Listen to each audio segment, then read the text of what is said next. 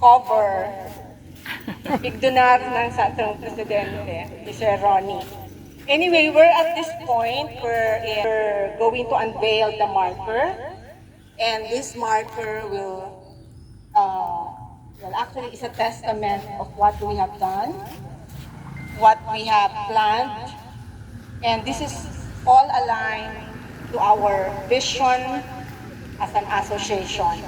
So at this point, may I ask all the officers of the association to please come forward. Please help me unveil using this yellow curtain. Pwede tabi? And of course, the committee on covered walkway. And at the same time, our architect, pwede tabi? Din si John. Nag-background? Okay. So,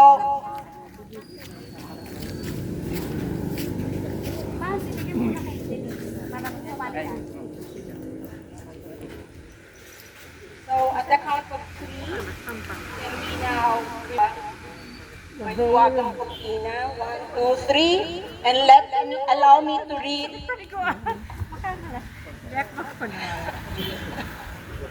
Hindi na nailing. Pinaplos. Punasan. Ay! Pwede na? Yes. Anyway, so what is written here is that this is a marker of the DNCHS Alumni Association Incorporated, Donsol National Comprehensive High School, Donsol, Sorsogon. This covered walkway is a testament of the unwavering commitment of the DNCHS Alumni Association Incorporated.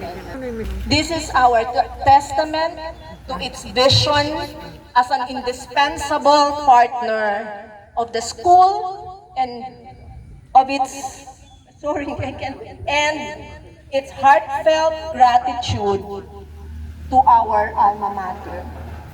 May this structure stand as a symbol of our shared history and our dedication to the future of DNCHS.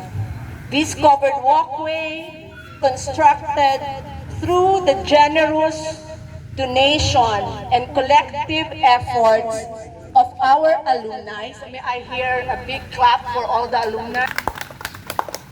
Is now inaugurated today, December 22, 2025, under the leadership of the DNCHS Alumni Association Incorporated, its officers and board members for school year 2024-2026.